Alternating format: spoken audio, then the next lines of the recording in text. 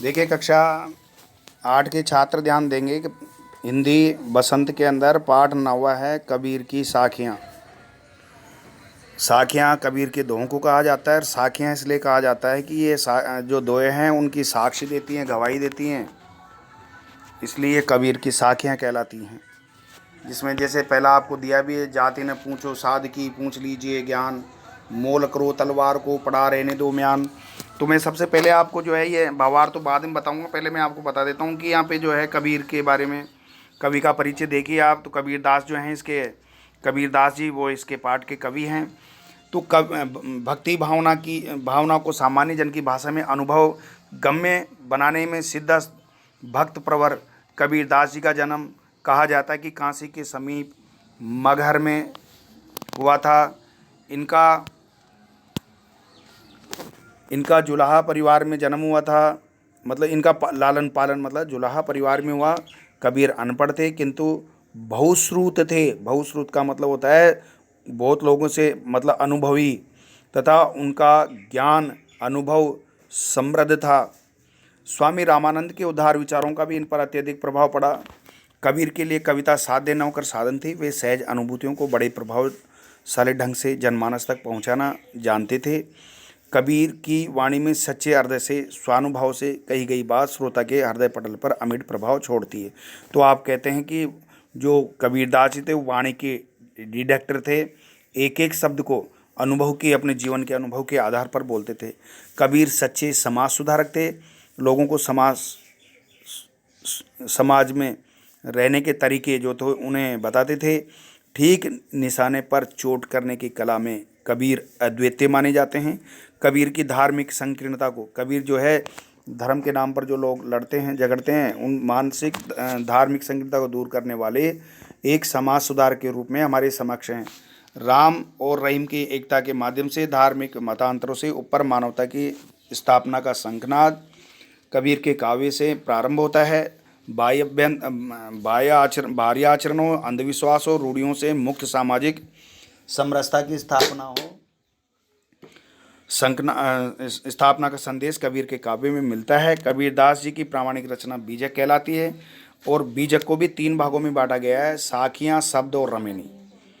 कुछ लोग इनकी रचनाओं का संग्रह कबीर ग्रंथावली को भी मानते हैं। कविता के जो आप पढ़ेंगे कबीर की साखियाँ, इस कविता के अंदर देखिए इसका जो सारांश के माध्यम से कबीर के बारे में आप प्रस्तुत साखियाँ मतलब ज्ञान मार्गी। तो यहाँ पे कबीर दास जी तो ज्ञानाश्रयी शाखा के, भक्ति काल के जो है ज्ञानाश्रयी शाखा के प्रमुख कवि माने जाते हैं।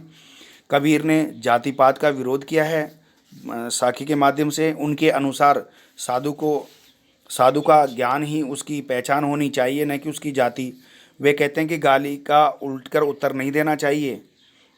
कबीर कहते हैं कि लोगों के हाथ में तो माला घूमती रहती है और मुंह में राम नाम का नाम उच्चारण करके ईश्वर स्मरण का ढोंग करते हैं।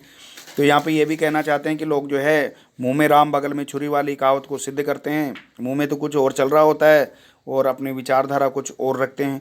ऐसे जो समाज में ढोंगी हैं उनसे भी बचने का जो है संदेश देते हैं। वे किसी भी तुच्छ व्यक्ति या वस्तु की निंदा करने की मनाही करते हैं, मतलब निंदा किसी की भी नहीं करनी चाहिए, निंदा से बचना चाहिए, निंदा से बचने का ही प्रयास करना चाहिए, ऐसा कबीरदास कहते हैं।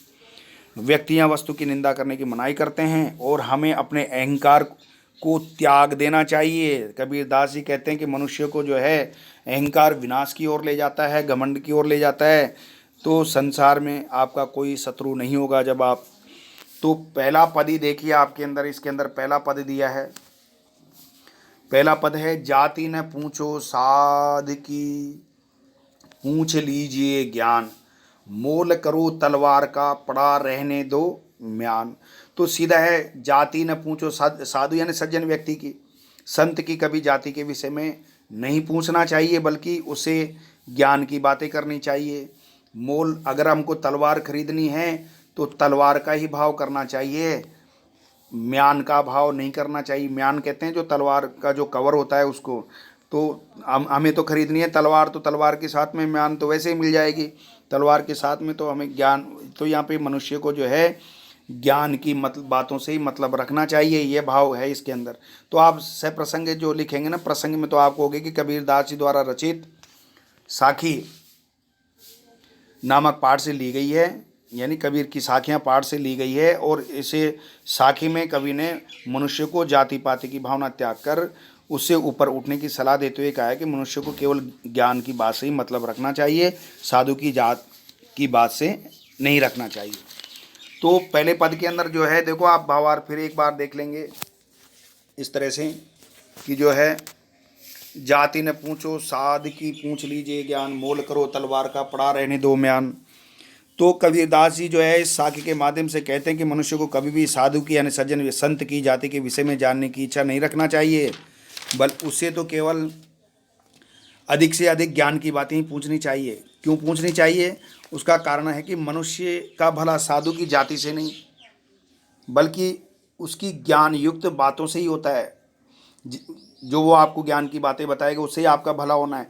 जिससे मनुष्य को म्यान का मोल भाव न करके तलवार का मोल भाव करना चाहिए, क्योंकि मनुष्य को तलवार से काम लेना होता है, म्यान तो तलवार रखने के लिए होती है। तो कहने का मतलब है केवल साधु संतों से या सज्जन व्यक्तियों से केवल उनके जाति पाति के विषय में बात करके अपना समय बर्बाद नहीं करना चाहिए, अपने काम की और ज्ञान की बातें ही करनी चाहिए। दूसरा पद है आवतगारी एक है उलट हो अनेक, कह कबीर नहीं उलटिए वहीं एक ही एक। तो कबीरदास जी ने देखो अपने इसके पद के माध्यम से कितनी अच्छी बात कही है। आवतगारी एक है मतलब जिसको एक गाली ही आती है, मतलब आवत यानी आती है, गारी यानी गाली, उलट यानी पलट कर जवाब में। एक किसी ने आपको एक गाली दी और आपने पलट करके उसको दूसरी आपने भी गाली दे दी, तो एक की कितनी गाली हो गई? 2। लेकिन आपको जैसे ही किसी ने गाली दी और आपने पलट करके उसको कोई जवाब नहीं दिया तो उसकी गाली एक ही रह गई, वो उसी के पास रह गई जिसने गाली दी है। तो कहने का मतलब है वो गाली एक ही रह जाएगी, आपकी भाषा जो है शब्द आपके खराब नहीं होंगे, बोली आपकी खराब नहीं होगी। तो यहाँ पे भी आप इसमें दूसरे पद के अंदर अगर आप प्रसंग लिखेंगे तो आप ये कहोगे कि कबीरदास जी द्वारा रचित कबीर की साखियों से ली गई है। कबीर ने यहाँ गाली न देने की शिक्षा प्रदान की है, मतलब गाली नहीं देनी चाहिए किसी को भी। अगर आपको किसी ने गाली दी है तो गाली आपको पलट कर नहीं देनी चाहिए। तो इसका देखो भाव सरलार्थ सीधा सा ही है, आपको मैंने बता ही दिया कि सब भावार्थ के अंदर यही है कि कबीरदास जी अपने साखी के माध्यम से कहते हैं कि जब कोई व्यक्ति किसी को गाली देता है तो वह एक ही होती है, किंतु गाली सुनने वाला व्यक्ति जब पलटकर गाली देने वाले को गाली देगा तो वह एक गाली नहीं देगा, बहुत सारी गालियां देगा, एक के बदले अनेक। तो वह एक गाली के स्थान पर अनेक गालियां देगा। इसलिए कबीरदास जी कहते हैं कि यदि गाली का जवाब नहीं दिया जाए, मतलब गाली के बदला उस 2 ही नहीं तो वही एक की एक रह जाएगी और गालियां देने और जो लगने की जो है संख्या नगण्य रह जाएगी, मतलब नहीं बढ़ेगी। देखो आगे जो है यहाँ पे ईश्वर के बारे में बताया, माला तो कर में फिरे जीव फिरे मुकमाई, मनवा तो दहूँ दिसी फिरे ये तो सुमिरन नाई। अरे मनुष्य को यहाँ पे सावधान करते हैं कबीरदास जी, कहते हैं माला कहते हैं मनकों की माला, मोतियों की जो माला होती है ना, फेरते हैं भगवान के। कर कहते हैं हाथ में, माला तो कर में फिरे, कर का मतलब होता है हाथ में फिरे यानी फेरना, और जीवी फिरे जीव जीवा यानी अपनी जो जबान है, मुख माई अंदर से मुख के अंदर, मुख यानी मुँह में, माई यानी अंदर। और यहाँ पे मनवा कहते हैं, मनवा किसको कहते हैं? हमारा मन, अंदर का जो मन है उसको कहा है यहाँ पे मनवा तो दहूँ दिशा, हमारा मन तो चारों दिशा, ये तो सुमिरन नहीं, अर्थात सुमिरन ईश्वर का स्मरण नहीं है, आपका मन तो कहीं और फिर। तो यहाँ पे मन को एक जगह करने के लिए जो है, एक ही जगह स्थिर करने के लिए जो है कबीरदास ने मनुष्य को कहा है। और इसके माध्यम से देखो आप अब इसमें भी आप कि क्योंकि एग्जाम में आपके प्रसंग सरलार्थ आता है कि तो माला तो यह मनकों की माला हो गया, और प्रसंग आप इसमें ये लिखेंगे, प्रसंग के अंदर आप ये माला मन के लिए कराए ना कबीरदास जी, तो आप इसमें ये लिखेंगे कि प्रस्तुत साखी कबीर की साखियाँ शीर्षक से ली गई है। कबीरदास जी कहते हैं कि ईश्वर की भक्ति का दिखावा नहीं करना चाहिए, सच्चे मन से ईश्वर का ध्यान करना चाहिए। ऐसा नहीं होना चाहिए कि आप माला तो फेर रहे हैं किसी और के और आपका मन कहीं चारों दिशाओं में भ्रमण कर रहा हो, ऐसा नहीं। तो एक मतलब ईश्वर को सच्चे मन से ध्यान करना चाहिए। तो अब इसका जो देखो सरलार्थ, आप भावार्थ सरलार्थ इस तरह से करेंगे कि कबीरदास जी अपने साखी के माध्यम से ये कहते हैं कि जो मनुष्य ईश्वर की भक्ति का दिखावा करते हैं, आडंबर करते हैं, ऐसे लोगों के आचरण पर मतलब प्रहार करता हुआ कहता है कि भक्ति का दिखावा करने वाले लोग अपने हाथ में राम नाम की माला फेरते हुए जीभ से राम नाम का उच्चारण करते रहते हैं। वास्तव में वे ही क्या हैं? वो वास्तव में ऐसे लोग ही इस जीव तो फिराते रहते हैं पर ईश्वर की भक्ति का केवल दिखावा मात्र करते हैं। उनका चंचल मन तो ईश्वर पर केंद्रित होने के बजाय चारों दिशाओं में भटकता रहता है। ईश्वर पर ध्यान केंद्रित किए बिना सच्ची भक्ति संभव नहीं हो सकती। तो कबीरदास जी कहते हैं कि मनुष्य का जब आप माला फेरो तो आपका ईश्वर में ही ध्यान रखना चाहिए, तभी आपको ईश्वर की सच्ची भक्ति मानी जाएगी, तभी आपको ईश्वर की प्राप्ति होगी। तो और अगर आप वैसे मन आपका कहीं और तो कहते हैं, ये ईश्वर की सच्ची भक्ति नहीं है। अगले चौथे पद के अंदर कबीर घास ने नींद दिए। कबीरदास जी कहते हैं कबीर घास ने नींद दिए, जो पाऊँ तली होए, उड़ी पड़े तब आँख में खरी दुहेली होए। अरे कितनी अच्छी बात, देखो कबीर ने अपने साखी के माध्यम से क्या कहा, कबीर घास ने नींद दिए। अरे आप यहाँ पे देखो, नींदिए का मतलब घास कहते हैं तिनके को, घास के तिनके को नींदे या निंदा करना। पाँव यानी पैर के, पाँव यानी पैर के नीचे, तली यानी पैर के तलवे के नीचे, उड़ी यानी उड़कर, पड़ यानी पड़ जाता है, दुहेली यानी कष्टकारी। तो दुहेली हुई, खरी दुहेली हुई, बड़ा ही कष्टदायक होता है। उपेक्षा मतलब शक्ति और अवसर पाकर भी आपको कष्ट पहुंचा सकता है। कौन? घास का तिनका। तो यहाँ पे देखो, आप व्यक्ति चाहे छोटा हो चाहे बड़ा हो, उसकी अवहेलना नहीं करने की सीख दे रहे हैं। तो आप सबसे पहले प्रसंग के माध्यम से ये कहेंगे कि कबीर जो है अपने साखी के माध्यम से, ये कबीर की साखियों से ये साखी अवतरित है, ली गई है। और कबीर ने जो है इसमें संदेश दिया है कि तिनकी जैसी तुच्छ वस्तु को भी जो है उपेक्षित न करने की सलाह दी है। मतलब उसकी उपेक्षा नहीं करनी चाहिए, मतलब तिनका है उसका भी तिरस्कार नहीं करने की शिक्षा इसमें कबीरदास जी दे रहे हैं। आगे आप भावार्थ करेंगे कि कबीरदास जी साखी के माध्यम से ये कहते हैं कि घास की भी निंदा नहीं कर, घास का जो तिनका होता है उसकी भी निंदा नहीं करनी चाहिए, क्योंकि वह ये भले ही पैर के तले रौंदे जाने वाली निर्बल होती है। घास के तिनके को रौंद करके आप आगे निकल जाते हैं। यदि उसी घास का तिनका आपकी आंख में पड़ जाए या किसी के आंख में पड़ जाए तो वह अत्यधिक कष्टकारी हो जाता है। मनुष्य जब तक उस तिनके को अपनी आंख से निकाल नहीं देता है तब तक उसे सुख नहीं मिलता। कहने का तात्पर्य यह है कि तुलसीदास जी, वो कबीरदास जी कहते हैं कि किसी भी आदमी को छोटा या कमज़ोर नहीं समझना चाहिए। शक्ति और अवसर पाकर वह भी कष्ट पहुंचा सकता है। तो यहाँ पे जो है कबीरदास जी कहते हैं कि जो कमज़ोर दिखने में कमज़ोर है उसको आपको कमज़ोर नहीं समझना चाहिए, उसकी शक्ति का आपको पहले अंदाज़ा लगा लेना चाहिए, क्योंकि वो आपके लिए आगे जा कर के कष्टकारी साबित हो सकता है। तो सामने वाले जो है उसको पहले ही से आपकी उसकी ताकत का अंदाज़ा लगा लेना चाहिए। जग में बैरी, अगला पद है पांचवा, जग में बैरी कोई नहीं, जो मन शीतल होए, या आपा की डारी दे, दया करे सब कोई। तो कबीरदास जी जो हैं इस साखी के माध्यम से ये कहना चाहते हैं, जग में बैरी, जग कहते हैं संसार को, बैरी कहते हैं शत्रु को, अर्थात इस संसार में कोई शत्रु नहीं। जो मन शीतल होए, शीतल का मतलब है शांत, या आपा को डारी दे, आपा कहते हैं घमंड को, त्याग, डारी का मतलब त्याग दे, दया करे सब कोई। अरे जब आप घमंड को, अहंकार को छोड़ देंगे तो सब लोग आप पर दया करने लगेंगे। तो यहाँ पे भी जो है मधुर वाणी का प्रयोग करने की सलाह जो है कबीरदास जी दे रहे हैं आपको इस साखी के माध्यम से। तो आप ये कहोगे कि इसमें ये प्रसंग में लिखोगे कि प्रस्तुत साखी कबीर की साखियों से ली गई है और इसमें कबीर ने मनुष्य को मन का अहम अर्थात अहंकार त्याग कर सबसे मधुर वाणी में बोलने की शिक्षा दी है। उसके बाद में आप कहोगे सरलार्थ के अंदर आप जो इसका भावार्थ करेंगे उसके अंदर कहोगे कि कबीरदास जी साखी के माध्यम से संदेश देते हैं कि मनुष्य को उसका घमंड त्यागने की शिक्षा, घमंड त्याग देना चाहिए। इस संसार में कोई भी मनुष्य किसी का जन्म से दुश्मन नहीं है, वह बस मनुष्य को अपने व्यवहार और वाणी में शीतलता यानी शांति बनाए रखनी चाहिए। जो मनुष्य अपने धन बल सता इत्यादि पर घमंड अपने मन में नहीं रखते हैं। घमंड त्याग कर दूसरों के साथ मधुर व्यवहार करते हैं, मधुर वाणी से बोलते हैं, उन पर कोई दया करने को तैयार रहता है। और जो मन में अहंकार रखते हैं, घमंड रखते हैं, दूसरे के प्रति शत्रुभाव रखते हैं, तो कहते हैं उन पर कोई भी दया करने को तैयार नहीं रहता है। तो ये आपके जो है इसके भावार्थ हो गया, प्रसंग हो गया। उसके बाद में आप इसके देखिए अभ्यास प्रश्न। तलवार, पहला प्रश्न है तलवार का महत्व होता है, म्यान का नहीं। तो उदाहरण से कहना चाहते हैं स्पष्ट कीजिए। तो यहाँ पे पहले प्रश्न का उत्तर है तलवार का महत्व होता है, म्यान का नहीं।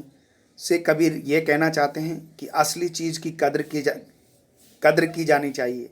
दिखावटी वस्तु का कोई महत्व नहीं होता। ईश्वर का भी वास्तविक ज्ञान जरूरी है। ढोंग करना, आडंबर करना निरर्थक है। असली ब्रह्म को पहचानो और उसी को स्वीकारो। ऐसा नहीं मुंह में राम बगल की छुरी की नीति को मत अपनाओ। प्रश्न नंबर 2 है पाठ की तीसरी साखी जिसकी एक पंक्ति है, मनवा तो तऊँ दहूँ ये तो सुमिरन नाई के द्वारा कबीर क्या कहना चाहते हैं। तो दूसरे प्रश्न के अंदर कबीर कहना चाहते हैं, तो इस साखी के माध्यम से कबीर केवल माला फेर कर ईश्वर की उपासना करने को ढोंग बताते हैं। माला फेरने और मुंह से राम राम का स्मरण कर जाप करना व्यर्थ है। ईश्वर उपासना के लिए मन की एकाग्रता आवश्यक है, सच्ची भक्ति आवश्यक है। इसके बिना ईश्वर स्मरण नहीं किया जा सकता। अगर आपके मन में मुंह में राम बगल में छुरी, मन में तो कुछ और चल रहा है और मन कहीं और भटक रहा है, तो ये ईश्वर की सच्ची भक्ति नहीं कहलाती। तीसरा जो प्रश्न है, कबीर घास की निंदा करने से क्यों मना करते हैं, पड़े हुए दोहे के पर स्पष्ट कीजिए। अभी मैंने बताया कि घास की निंदा नहीं करना चाहिए, उसके पैर के नीचे नहीं रोंदना किसी। तो आप उत्तर में लिखेंगे कबीर ने दोहे में पैरों के नीचे रोंदी जाने वाली घास के बारे में बताया कि हमें कभी भी उस रोंदी जाने वाली घास को कमज़ोर नहीं समझना चाहिए, क्योंकि वो छोटा सा घास का तिनका उड़कर आपकी आँख में पड़ जाए तो वह आपके लिए कष्टकारी साबित हो सकता है, आपके मन में बेचैनी ला देता है। इसके माध्यम से उन्होंने कबीरदास जी ने बताया कि समाज में रहने वाले छोटे से छोटे और कमज़ोर व्यक्ति को भी हमें कमज़ोर मानकर सताना या दबाना नहीं चाहिए, क्योंकि समय आने पर वह भी शक्ति प्राप्त कर हम पर आघात कर सकता है। इसलिए तिनके को कमज़ोर, मतलब तिनका मतलब समाज का वह तबका जो कमज़ोर और निर्बल है, उसके कमज़ोर नहीं समझना चाहिए। वह भी ताकतवर होकर के आपके ऊपर जो आपके लिए कष्टकारी साबित हो सकता है। चौथी जो बात बताई है, मनुष्य के व्यवहार में ही दूसरों को विरोधी बना लेने वाले दोष होते हैं। भावार्थ किस दोहे से व्यक्त होता है। तो आप उत्तर लिखेंगे मनुष्य के व्यवहार में ही दूसरों को विरोधी बना लेने वाले दोष होते हैं। ये आपके पग में है, जग में बैरी कोई नहीं जो मन शीतल होए, या आपा को डारी दे दया करे सब कोई। तो आपको भावार्थ मैंने पहले बता ही दिया, जग में इस संसार में अपना कोई भी शत्रु नहीं है। तो इससे क्या होगा, ये भावना जब आएगी तो हमारे मन में शांति प्राप्त हो जाएगी और हम हमारे अहंकार को दूर फेंक देंगे। या आपा को डारी दे, आपा का मतलब अहंकार घमंड को छोड़ देंगे, तो सारे संसार के लोग हम पर दया करने लगेंगे। तो ये आपका भावार्थ हो गया। ये आपको केवल दोहा ही लिखना है, इसमें भावार्थ नहीं लिखना। जो आगे क्वेश्चन है पाठ से आगे, या आपा को डारी दे दया करे सब कोई, ऐसी बानी बोलिए मन का आपा कोई। आपा शब्द आपा छोड़ देने खो देने की बात कही गई। आपा किस अर्थ में प्रयुक्त हुआ है, क्या आपा स्वार्थ के निकट या अर्थ देता है घमंड का। तो यहाँ आपा शब्द का प्रयोग घमंड अर्थात अहंकार के लिए प्रयुक्त हुआ है। आपा यानी घमंड छोड़ने के लिए कहा है। पहली लाइन में कबीर का कहना है कि मनुष्य को अपने स्वभाव से घमंड अहंकार को त्याग देना चाहिए ताकि सभी उसके प्रति कृपा दया का भाव रखें। दूसरी में है ऐसी वाणी बोलिए मन का आपा कोई। मनुष्य को ऐसी वाणी का प्रयोग करना चाहिए जिसके आपा मतलब आप स्वयं को भी शांति मिले और सुनने वाले को भी शांति मिले और उसका घमंड दूर हो जाए। अर्थात मीठी वाणी का ही प्रयोग करना चाहिए ताकि सभी उसके प्रति अपनत्व की भावना रख सकें। आपके विचार में आपा और आत्मविश्वास में तथा आपा और उत्साह में, देखो आपके विचार से आपा और आत्मविश्वास में तथा आपा और उत्साह में क्या कोई अंतर हो सकता है, स्पष्ट करो। तो आप यहाँ पे ये कर सकते हैं आपा और आत्मविश्वास में अति विश्वास होता है, जो अहंकार का रूप ले लेता है। आत्मविश्वास एक गुण है, अपने पर भरोसा होता है। आत्मविश्वास मतलब स्वयं पर भरोसा। आपा और उत्साह, आपा में अहंकार का भाव होता है और उत्साह में किसी बात को करने का जोश होता है, उसको कहते हैं उत्साह। आपा और उत्साह। तीसरा जो प्रश्न है, सभी मनुष्य एक ही प्रकार से देखते सुनते हैं पर एक समान विचार नहीं रखते। सभी अपने अपनी मनोवृत्तियों के अनुसार कार्य करते हैं। पाठ में आए कबीर को किसी साखी के उपयुक्त पंक्तियों के भाव मिलते हैं। एक समान होने के लिए आवश्यक क्या है, लिखिए। तो आप देखो, कबीर की साखियों से ये भाव मिलते हैं कि माला तो कर में फिरे, जीभी फिरे मुकमाए। माला हाथ में तो लोग क्या करते हैं, राम नाम का स्मरण करके माला की मोतियों के माला फेरते हैं, और जीभ फिरे, जीभ के अंदर जो है राम राम राम राम जो है बसते हैं। मनवा तो चौंधी सी, मन का मतलब है मनुष्य का मन चारों दिशाओं में भ्रमण करता रहता है। तो कहते हैं ये ईश्वर का सच्चा स्मरण नहीं है, ये तो सुमिरन नहीं, मतलब ये ईश्वर की सच्ची भक्ति नहीं है। मनुष्य को सच्ची भक्ति का उपदेश देते हुए कबीरदास जी कहते हैं मनुष्य की सच्ची भक्ति तभी होगी जब हम उनसे सच्ची श्रद्धा भाव से जो है उसकी उपासना करें, भक्ति करें। तो एक समान होने के लिए आवश्यक है, सभी मनुष्य ईश्वर को देखने, दर्शन करते हैं, उपासना करते हैं, अपने अपने विचारों मनोवृत्ति के अनुसार ऐसा करते हैं। ईश्वर का स्मरण एवं उपासना करने में दिखावा एवं ढोंग अधिक होता है, तो ढोंग नहीं होना चाहिए। आवश्यकता इस बात की कि हम एकाग्रचित होकर भगवान का ही स्मरण करें। कबीर के दोहों को साखी क्यों कहा जाता है, ये मैंने पाठ को स्टार्ट करते समय बता दी थी कि यहाँ पे कबीर के दोहों को साखी इसलिए कहा जाता है कि देखो, उत्तर सही लिखेंगे। कबीर के दोहों को साखी इसलिए कहा जाता है क्योंकि साखी शब्द करता है साक्षी, गवाही या प्रत्यक्ष रूप से, अर्थात उन्होंने इस संसार समाज को अपनी खुली आंखों से जैसा देखा उसे वैसा ही कबीरदास जी ने व्यक्त किया है। वे समाज में व्याप्त कुरीतियों, अंधविश्वासों और आडंबरों को समाप्त करना चाहते थे। इसीलिए उन्होंने इनका विरोध कर जीवन सत्य को अपनी वाणी में व्यक्त किया है। ये आपका पाठ पूरा हो गया। उसके बाद में आपकी एक और है भाषा की बात। समझिए, आगे बात भाषा की बात, बोलचाल की क्षेत्रीय भाषा। तो इसका आप छोड़ देंगे, इसको करने की आवश्यकता नहीं है। शब्द दिए हैं आपको परिचित रूप, जैसे ज्ञान, ये दिया है इसके अंदर। ज्ञान का मतलब है ज्ञान अर्थात जानकारी। जीवी, जीव, और यहाँ पे शब्दार्थ दिए हैं। तो शब्द का, ज्ञान का ज्ञान, जीवी का जीव, पाँव का पैर या पाँव पद भी होता है। तली कहते हैं तले के नीचे, और आँख का मतलब आँख, और बड़ी का बड़ी। उसके बाद शब्दार्थ करेंगे। ज्ञान का जानकारी, म्यान तलवार रखने का जो ऊपर का जो कवर होता है कोस, उसको। गारी यानी गाली, आप शब्द कहना, अपमानित करना। कर यानी हाथ, दहू यानी 10, दिश यानी दिशाएं। सुमिरन का मतलब ईश्वर का नाम का जप करना, भक्ति का एक प्रकार, स्मरण। सुमिरन यानी स्मरण किसका, ईश्वर का। दुहेली, दुख यानी दुख में पड़ा हुआ, कष्ट साध्य। बैरी कहते हैं शत्रु को या दुश्मन को। आपा यानी अहंकार। इस प्रकार आपका ये पाठ जो है कंप्लीट हो गया। और पाठ कंप्लीट हो गया, इसके आप पाठ 9 है, इसको आप साखियों का मैंने प्रसंग भी बताया, व्याख्या भी बता दी और प्रश्नोत्तर भी करा दिए। आप समझेंगे, समझ करके पाठ में उस अपने अभ्यास पुस्तिका में करेंगे और कक्षा में आकर के जांच करवा लेंगे। इसी के साथ आपका अगला पाठ जो है कामचोर पाठ 10वां अगले पाठ में आपको देंगे।